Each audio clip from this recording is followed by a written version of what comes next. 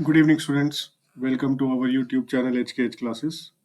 This is the part C of the video on the sample paper A.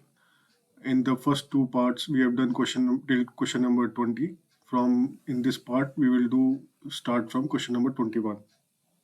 Welcome. Let's get started with the question number 21. Again, please keep a note of the time that we take on these questions. Okay, so I'm just putting the time 7:25. Okay, so this question says, in the given figure, A is parallel to B and P is, so A is parallel to B and P is parallel to Q. Prove that angle 1 plus angle 2 is equal to 180 degree. Okay, so let's take this angle as angle 3 and this angle as angle 4. So now angle 1 is equal to angle 3. This is the corresponding angles.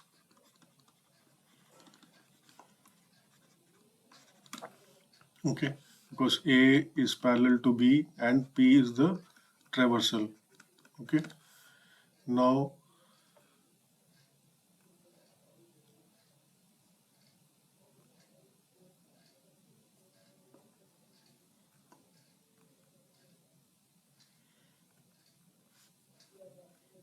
angle 3 plus angle 4 is equal to 180 degree.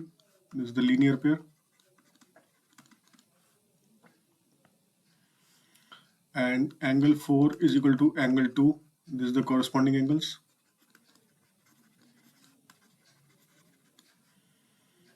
Because P is parallel to Q and B is the traversal. This is 1, this is 2, this is 3. Now we can substitute for angle 4 in 2 from 3. It means that angle 3 plus angle 2 is equal to 180 degree. Now substitute for angle 3 from 1 in 4. So what we get, angle 1 plus angle 2 is equal to 180 degree. Hence proved. Okay, let's go to the next question. Find the side of the cube whose volume is equal to volume of a cuboid. Find the side of the cube whose volume is equal to volume of the cuboid of dimensions this. So we have a cuboid, volume of cuboid is equal to L into B into H. ये हमें दिया हुआ है 350 into 245 into 108 metre cube. Okay, इसको solve कर लेते हैं. और जो वॉल्यूम ऑफ क्यूबॉइड है, volume of cube, it is nothing but 350 into 245 into 108. अगर इस क्यूब की साइड है x तो उसका वॉल्यूम होता है x क्यूब. सो x क्यूब की अगर मुझे वैल्यू मिल गई 350 इंटू 245 इंटू 108, और अगर मैं इस सबको एक क्यूब में किसी नंबर के क्यूब में रिप्रेजेंट कर दूं तो that is the side of the cube. That is the side of the cube. So let's try to do the prime factorization. 750 we know is 5 into 7 into 10. और 245 को आप देखो, 2 plus 4 is 6.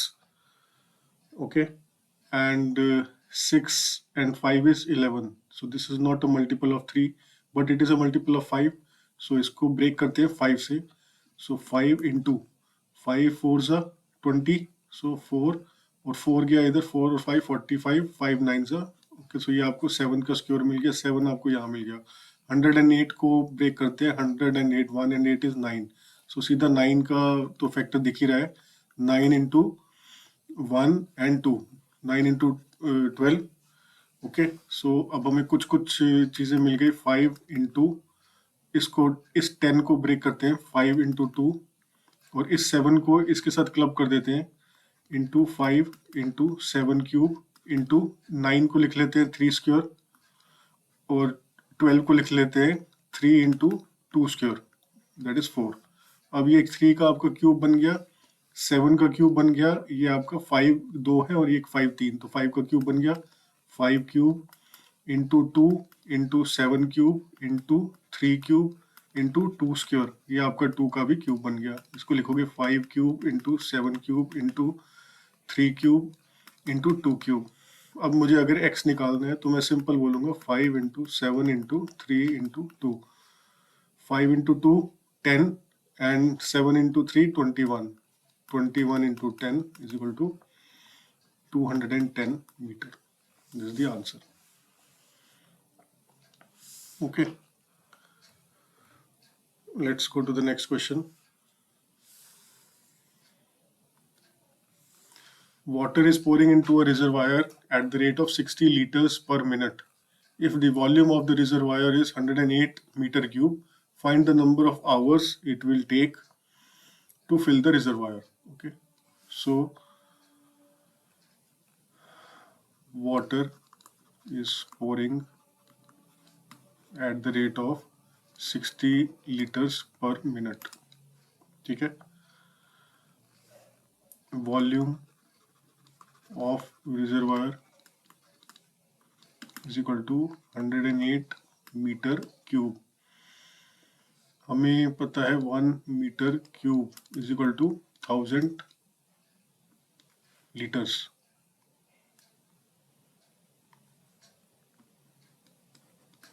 ठीक है, इसको यहाँ पे सब्स्टिट्यूट कर दो 108,000 litres.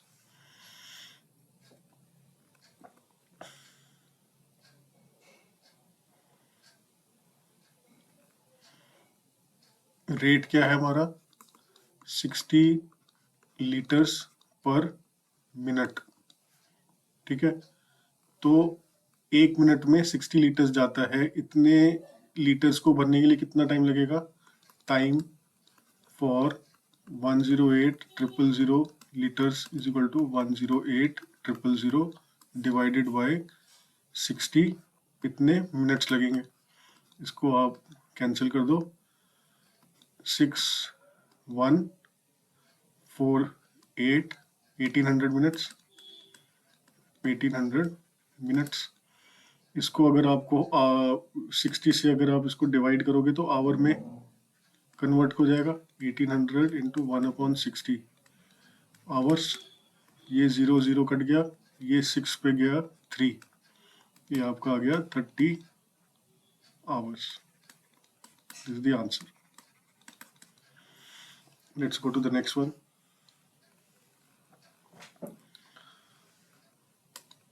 A card is drawn at random from a pack of 52 cards. Find the probability that the card is neither a red nor a queen.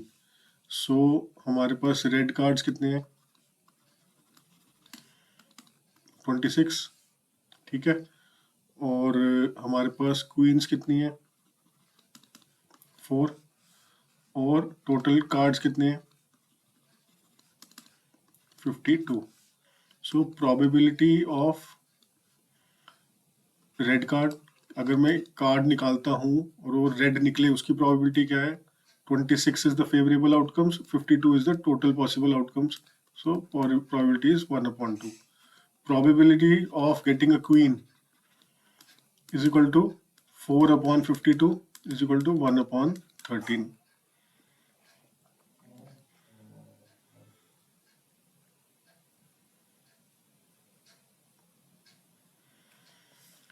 इससे आप डिराइव करो probability of not a red card. इसको आप लिख सकते हो, जो non red cards हैं, ब्लैक कार्ड्स हैं, वो भी 26 हैं, 26/52 इज इक्वल टू 1/2, या अदर वे था 1 माइनस 1/2, ये वाला 1/2, तो भी आपका आंसर आएगा 1/2। ठीक है, इससे आप निकालो probability of not being a queen. उसमें जो आपको देखोगे तो 48 कार्ड्स हैं जो नॉट क्वीन है। ठीक है, सो वो प्रोबेबिलिटी हो जाएगी आपकी 48/52 विच will B 12/13।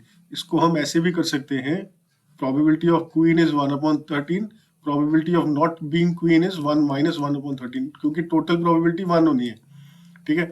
So 1 - 1/13 is also 12/13। अब हमारे पास दो प्रोबेबिलिटीज आ गई हैं, probability of not red card and probability of not queen. वो कहता है neither a red card nor a queen, so neither red nor queen. तो बच्चों इसमें हमें क्या करना है, इन दोनों को मल्टीप्लाई कर देना, 1/2 इंटू एंड हो गया ना, ना रेड होगा ना क्वीन होगा, तो 1/2 into 12/13 which will B 6/13। Okay,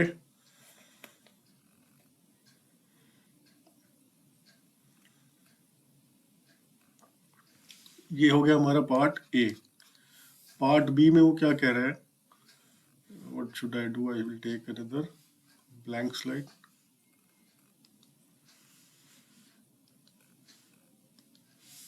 okay, अब वो हमें बोल रहा है अदर देन एस। तो एस कितने हैं हमारे,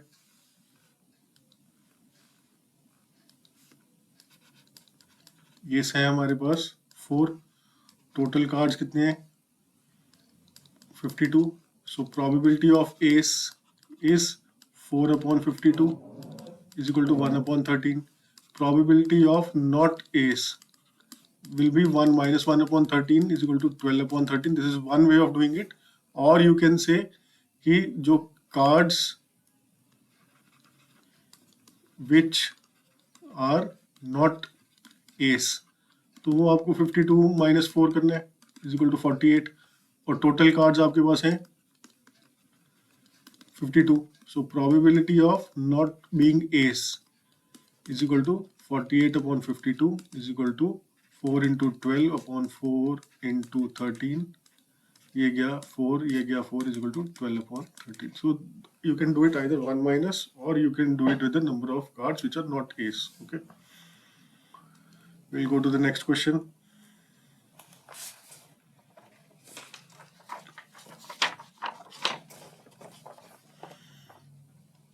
Evaluate 25 into a to the power -3 upon 5 to the power -3 into 10 into a to the power -5। ठीक है, इसको पहले थोड़ा सा सिंप्लीफाई कर लेते हैं। इसको हम लिखेंगे 25, इस 5 को ऊपर ले जाओ तो इसका एक्सपोनेंट हो जाएगा पॉजिटिव, इसको 10 को यहीं पे रहने दो अभी, ठीक है, और a का हो गया -3, और इस a को ऊपर लेके जाओगे तो आ जाएगा a to the power of 5।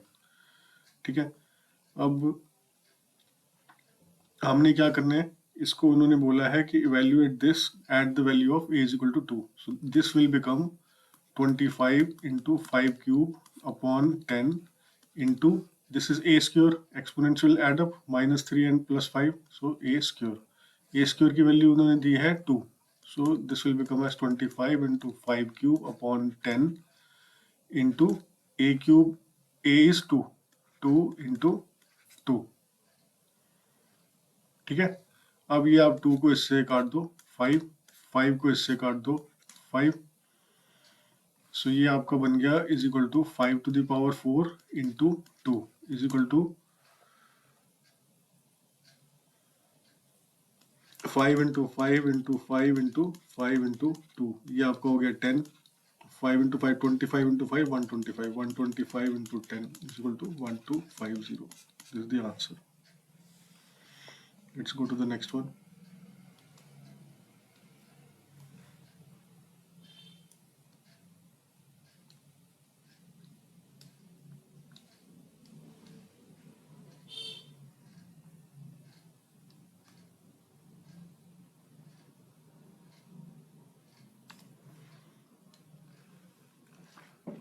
Okay, so we'll go to the question number 25.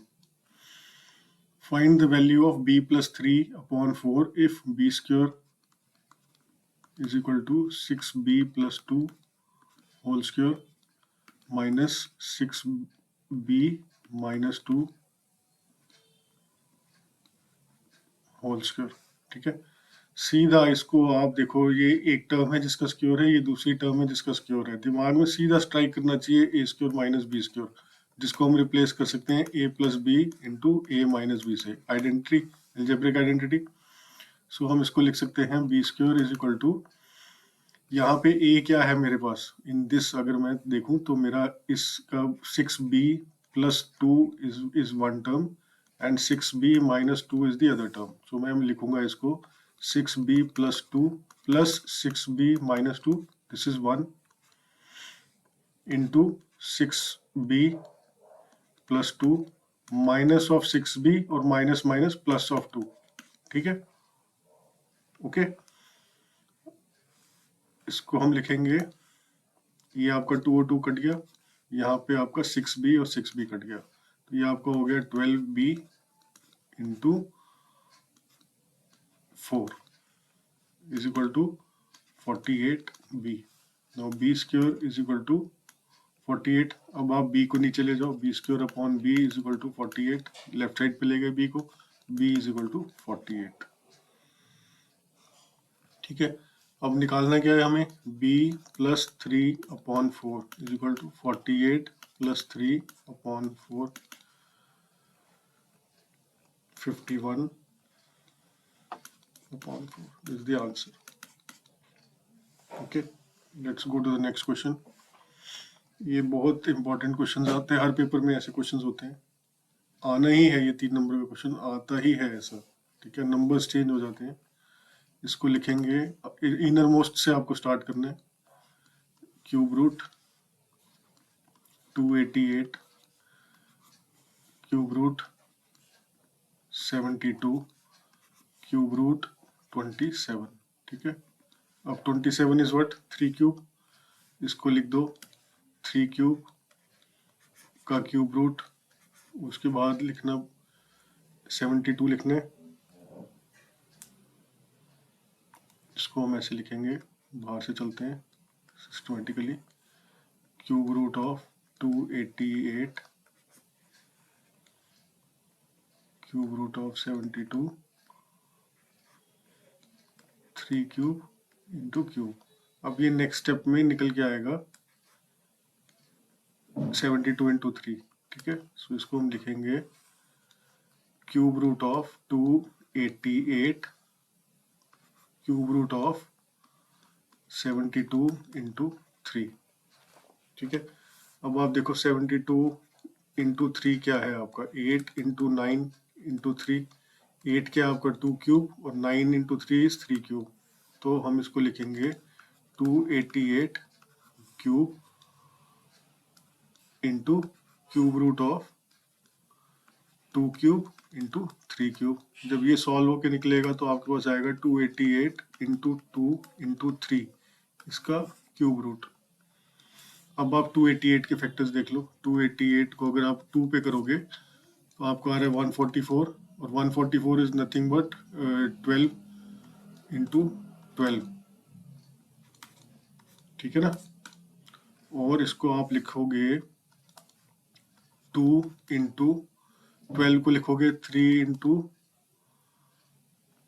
2 into 2, और फिर से ये एक 12 हो गया, फिर आएगा 3 इंटू 2 इंटू 2, ये आपका दूसरा 12 हो गया, और ये आपका आ गया, ये हमने 288 को ब्रेक किया है, इसके बाद आपका आ गया 2 इंटू 3। ठीक है, इसका है क्यूब रूट। अब आप देखो कि 2 की पावर्स कितनी है, 1, देखो 2 की पावर्स 1, 2 की पावर 2, 2 की पावर 3, 4, 5 एंड 6, और 3 की पावर है ये और ये। सो अब इसको हम लिख सकते हैं 2 to the power of 6, 3 to the power of 3 whole to the power of 1 upon 3, which will be 2 square into 3, which will be 4 into 3, which will be 12. ठीक है, so this is the answer. Let's go to the next question. Question number 27. Train 270 metre, सीधा आपका हाथ चलना चाहिए, आप एक train बना लो, ठीक है। ये आपकी होगी ट्रेन 270 मीटर लॉन्ग, ठीक है। ये आपका ट्रेन का फेस हो गया, इसको हम पॉइंट ए बोलेंगे, इसको हम पॉइंट बी बोलेंगे। अब it is running at a speed of 80 kilometre per hour, ठीक है। How much time will it take to cross a platform, यहाँ से भी बच्चों प्लेटफॉर्म स्टार्ट हो रहा है, विच इज 130 मीटर लॉन्ग, ठीक है। वो क्या कह रहा है, how much time it will take to cross the platform, train कब क्रॉस करेगी, जब ट्रेन का पिछला हिस्सा यहाँ पे आ जाएगा और अगला हिस्सा यहाँ पे होगा। तो जब when point A will be here and the end of the train point B will be here, that is the time when the train will cross. At that point in time, ये distance कितना है, train की length है 270 metre, ठीक है। So point A पे अगर कोई में एक पक्षी बैठा होगा अगर, और वो ट्रेन के साथ साथ चल रहा है, तो उसने कितना डिस्टेंस ट्रेवल कर लिया होगा, 130 plus 270 is equal to 400 metres उसने ट्रेवल कर लिया होगा, और 400 अपॉन 1000 किलोमीटर उसने ट्रेवल कर लिया होगा, ठीक है।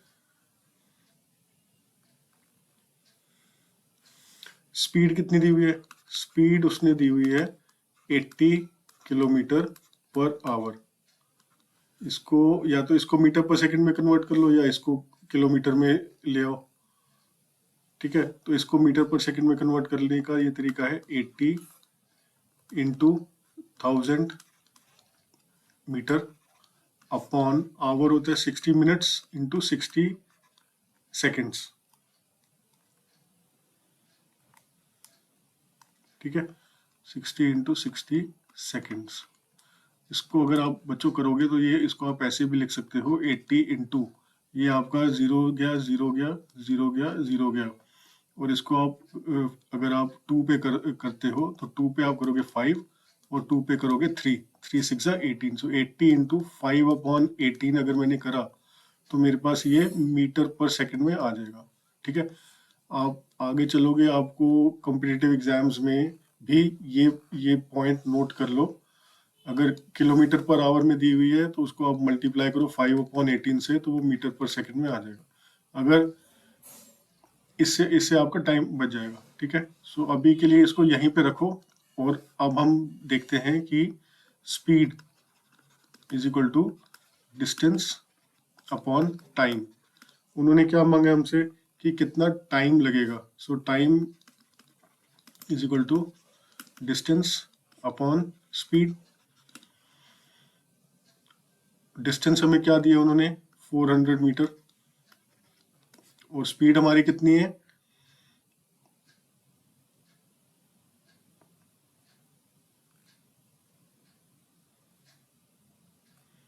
80 इंटू 5 डिवाइडेड बाई 80, ये हमारा ऊपर चला जाएगा, और हमारा ये क्या था, मीटर पर सेकंड, तो ये सेकंड भी ऊपर चला जाएगा, ये मीटर मीटर कट गया। तो अब आप इसको देखो, ये आपका है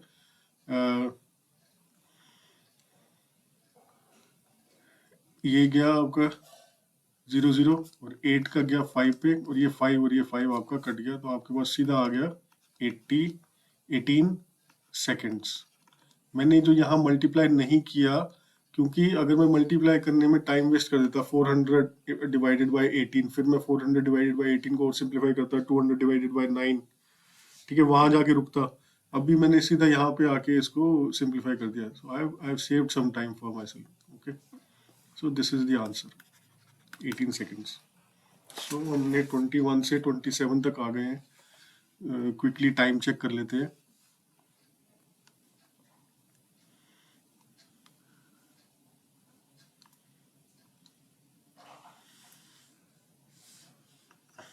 हम 21 से यहाँ पे हम थे क्वेश्चन नंबर 21 पे, अभी हमें क्वेश्चन नंबर 27 पे, और टाइम है हमारा 7:50, ठीक है। सो 25 मिनट अभी लगे हैं हमें, बट हमने एक 2 नंबर का क्वेश्चन ये कर लिया, ठीक है, 2 नंबर का ये कर लिया, फिर 2 नंबर का ये कर लिया, फिर 2 नंबर का ये, 3 4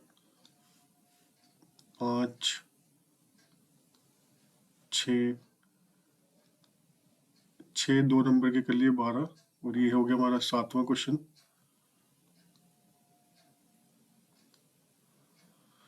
ठीक है, सो ये और वाला है, इसको भी अटेम्प्ट कर लेते हैं। Hostel has food provision for, ठीक है, so hostel has food provision for 60 days और 500 स्टूडेंट्स। ठीक है, अब ये समझ लो कि 1 स्टूडेंट समझ लो एक डे में एक्स अमाउंट ऑफ फूड खाता है, कंज्यूम करता है। ठीक है, तो हमारे पास हो गया 60 और 500 days. After 12 days 300 more students. ठीक है, अब इसको आपको ऐसे करना है कि आफ्टर 12 डेज यही खाना कितनों के लिए बचेगा, अगर स्टूडेंट सेम रहे तो 12 दिन का खाना कंज्यूम हो चुका होगा, तो 48 डेज का खाना बचा है, जिसके साथ 500 स्टूडेंट्स सस्टेन कर सकते हैं। ठीक है, सो आप ये देख लो कि पहले क्वांटिटी थी 60 इंटू 500, वो 500 लोगों ने कंज्यूम कर लिया। फिर अब आपके पास बची है 48 स्टूडेंट्स की 500 डेज, 500 स्टूडेंट्स की 48 डेज के लिए बची है।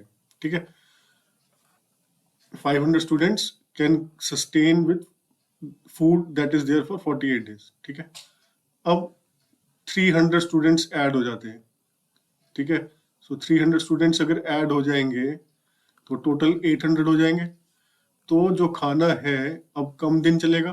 ठीक है ना, it will last for maybe Y days. But अगर इन इन स्टूडेंट्स का हम एज्यूम कर रहे हैं कि उन जो कंज्यूम कर रहे हैं वो एवरीडे उनको सेम अमाउंट ऑफ फूड दिया जा रहा है, तो सिंपल है 48 into 500 is equal to Y.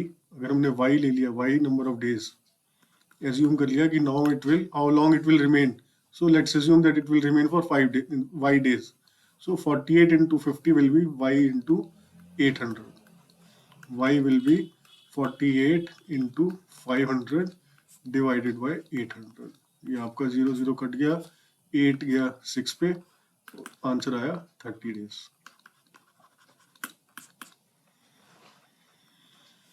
Let's go to the next question.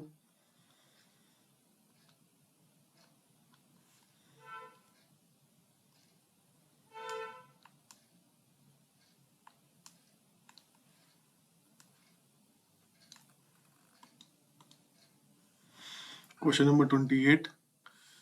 ABCD is a rhombus with angle ADB as, okay, so इसमें आपका A find all angles of the rhombus. So all the 4 sides are equal for rhombus. ठीक है, so AD is equal to AB. So AD is equal to AB. So this becomes an isosceles triangle. It means that angle ADB will be equal to angle ABD. Sorry. It means that this angle will also be 50 degree. ठीक है, now in triangle ADB, angle A will be 180 minus 50 is equal to 80 degree. अब this is the first property that we have used. The second property is opposite angles are equal.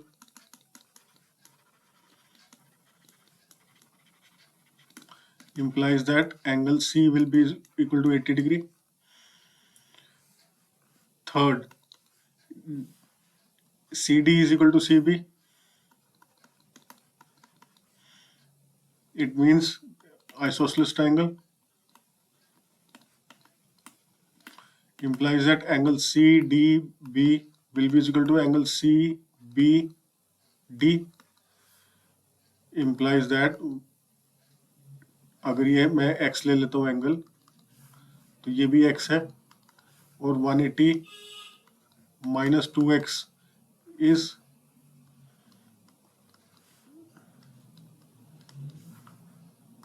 80.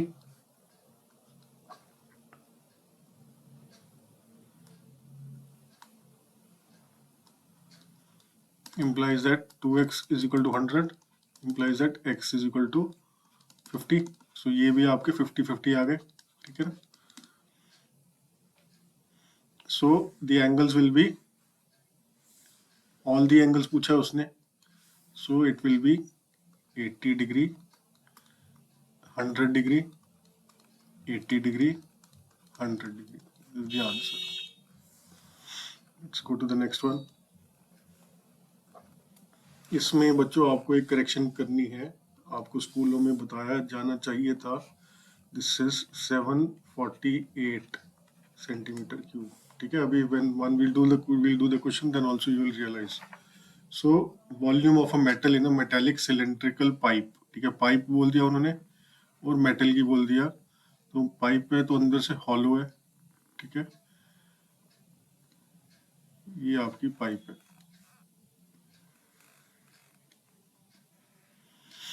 ठीक है. ये अंदर सारा जो है मेटल भरा हुआ है, ये सारा जो है ये थिकनेस है.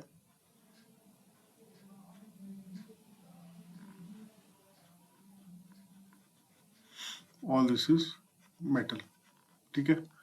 अब वो कहेगा कि इसका वॉल्यूम निकाल दो, ठीक है. Volume of a metal in, so volume दिया हुआ है 748 सेंटीमीटर क्यूब. पहले तो वॉल्यूम ऑफ सिलेंडर कितना होता है, वॉल्यूम ऑफ सिलेंडर होता है पाई आर स्क्वायर एच, जहाँ पे आर आपका ये रेडियस है और एच आपका ये लेंथ है, ठीक है. जब बात करते हैं हम पाइप की, तो जो वॉल्यूम होता है मेटल का, वो उसमें बात आ जाती है आउटर रेडियस और इनर रेडियस की. तो ये मैं एक बना देता हूँ पाइप, जिसमें इनर रेडियस है आपका R1 और आउटर रेडियस है आपका R2. सो जो मेटल है उसका जो थिकनेस है that is R2 minus R1, ठीक है. अब अगर हम दो सिलेंडर्स का वॉल्यूम, बड़े वाले सिलेंडर का वॉल्यूम और उसमें से जो अंदर उसके छोटा सिलेंडर जा रहा है उसका वॉल्यूम अगर मैं सब्ट्रैक्ट कर दूंगा तो मेरे को ये वॉल्यूम मिल जाएगा. This volume is nothing but the volume of the metal that has been used. So pipe का वॉल्यूम विल बिकम, अगर मैं R2 और R1 उसके आउटर और इनर रेडियसेस हैं, तो मैं बोलूँगा पाई R2 square minus pi R1 square H, पाई R2 square H minus pi R1 square H. अब इसको में आप इसको ऐसे लिख सकते हो पाई H R2 square minus R1 square, ठीक है. जहाँ पे आपको ऐसी चीज मिल गई, आप वहाँ पे a plus b into a minus b identity use कर सकते हो, a square minus b square is equal to. उससे आपकी जो कंप्यूटेशन है वो फास्ट हो जाएगी. अब हमें यहाँ पे क्या क्या दिया हुआ है, देखो वॉल्यूम दिया हुआ है, तो वॉल्यूम में क्या बता रहा है 748 इज इक्वल टू, वॉल्यूम हो गया, लेंथ इज 14 सेंटीमीटर, पाई आपका आ गया 22/7, एच उसने दे दिया 14 और एक्सटर्नल रेडियस उसने दे दिया R2 उसने दे दिया 9, ठीक है. सो मैं R2 का स्क्वायर हो गया 81 माइनस R1 का स्क्वायर. उसने क्या निकालना है, थिकनेस निकालनी है. थिकनेस क्या है, R2 माइनस R1. सो पहले R1 निकालना पड़ेगा, इसको हम सॉल्व कर लेते हैं. 714 2, सो ये हो गया आपका 748/44 is equal to 81 minus R1 square.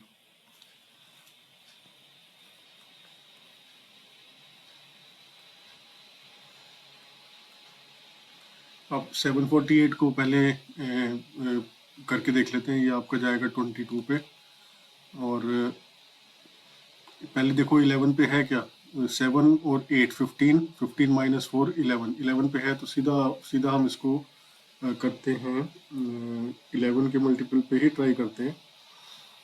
Okay, तो 11 के मल्टीपल पे ही इसको ट्राई करते हैं. 11 44, 11 4 ज़ा, और ऊपर है 74, तो मैं करूँगा 11 6 पे 66, 11 6 पे 66, 4 और 4 8, तो उधर गया 8. अब इसको काटो 4, 68/4, 4 1 28 17 आया, ठीक है। सो implies that 81 minus R1 square is equal to 17। R1 को इधर ले जाओ, 17 को इधर ले जाओ।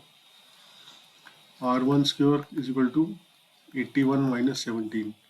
81 minus 17 कितना है? 11 में से 7 गया 4, 7 में से 1 गया 6, is equal to 64। So R1 will be 8, ठीक है। R2 कितना था मेरे पास? R2 था 9, R1 आया 8, तो थिकनेस कितनी आ गई? 1 centimetre. This is the answer, okay. 1 centimeter is the answer।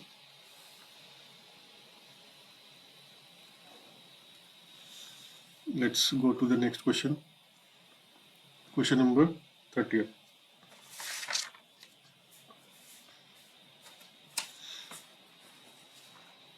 Find the probability that a leap year selected at random has 56 Sundays।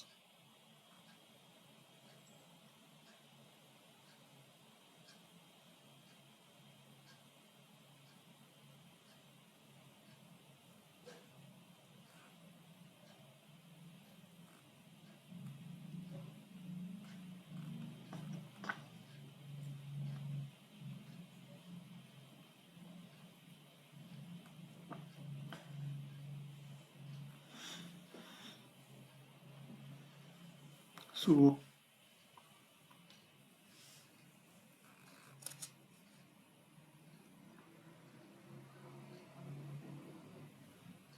इस क्वेश्चन में भी बच्चों आपको ध्यान देना है कि ये क्वेश्चन में गलती है। आपके कितने दिन होते हैं? 365। 365 इसको आप 7 से डिवाइड करो, 7 से डिवाइड करो, आपका आएगा 5 पे 35, और फिर आपका आएगा 2 पे 14, ठीक है। उसके बाद आपके पास बच जाएगा रिमाइंडर 1, ठीक है। सो दैट रिमाइंडर 1 जो है, this is a normal year. तो ये रिमाइंडर जो 1 है, अब हम बोलते हैं कि it can be either Monday और ट्यूसडे और वेडनेसडे और थर्सडे और फ्राइडे और सैटरडे और संडे। सो अगर क्वेश्चन में होता कि find the probability that the leap year selected at random contains 53 या 54, तो भी क्वेश्चन मैं कहता ठीक है, ठीक है। अब वो कह रहा है 56 संडेज। अब यहाँ पे आपके पास ऑलरेडी 52 वीक्स हैं, ठीक है। 52 वीक्स में आपके पास 52 संडेज हो गए। मैं अभी नॉर्मल ईयर की बात कर रहा हूँ। और अब probability that normal year will have 53 Sundays, उसमें पॉसिबिलिटी ये बनती है कि वो जो एक दिन है वो संडे बनने की प्रोबेबिलिटी क्या है? 1/7, ठीक है ना। अब 1/7 ये प्रोबेबिलिटी है कि वो उसमें 53 संडेज हों। अब हम लीप ईयर ले लेते हैं। लीप ईयर है आपका दैट हैज 366 डेज, उसको आप 7 से डिवाइड करोगे, 7 5 35, 1 इधर गया 16, 7 2 14, और बचा रिमाइंडर 2 रिमाइंडर बचा। अब वो जो 2 दिन हैं that can be Monday Tuesday, और it can be Tuesday Wednesday, और it can be Wednesday Thursday, और थर्सडे फ्राइडे, और फ्राइडे सैटरडे, और सैटरडे संडे, और संडे मंडे। इस केस में आप टोटल आउटकम्स कितनी है? 1 2 3 4 5 6 7, क्योंकि मंडे के बाद फिर मंडे ट्यूसडे वाला पेयर आ जाएगा। तो अगर संडे करना है तो उसमें 2/7 आ रही है प्रोबेबिलिटी, 2/7। बट 2/7 करके भी वो 53 संडेज की बात कर रहे हैं। So either the teacher should come and give the correction that this is not 56, it has to be 53। So ये आप अगर आपको कोई कहता है कि नहीं आके करेक्शन कराता, then you have to leave it as probability of 56 Sundays is 0, it is not possible. So ये हो गया हमारा पार्ट ए। अब पार्ट बी कर लेते हैं। पार्ट बी में हम an unbiased die is thrown once, what is the probability of getting the numbers between 3 and 4? So I have 3 4 5 6, between में ये आ जाएगा, it is between, so 4, 5, unbiased throw, it is thrown once, ठीक है, once। possible outcomes 6 और getting the numbers 4 और 5, so probability आ गई आपकी 2/6। Favourable outcomes क्या है आपके 4 और 5, ठीक है, और टोटल आउटकम्स क्या है 6, so probability will become 2/6 which will be 1/3। ये बच्चों आपका आंसर, ठीक है। So we have covered till question number 30th. Now the time is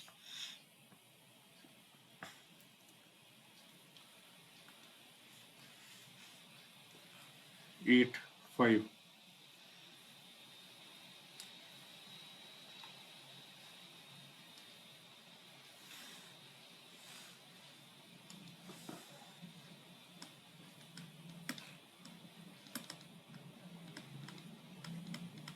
so हमने कितना टाइम ले लिया, 35 और 40 मिनट हमने ले लिए, ठीक है।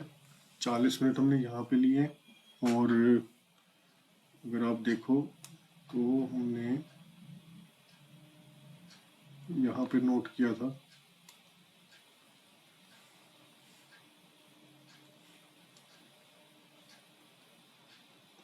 ठीक है, 17 आवर्स, और यहाँ पे हमने एंड में नोट किया था 15 मिनट, ठीक है ना। 22 मिनट हमने वहाँ पे लिए थे, 22 मिनट वहाँ पे लिए, और पहले पार्ट का भी ध्यान नहीं है। और आज हमने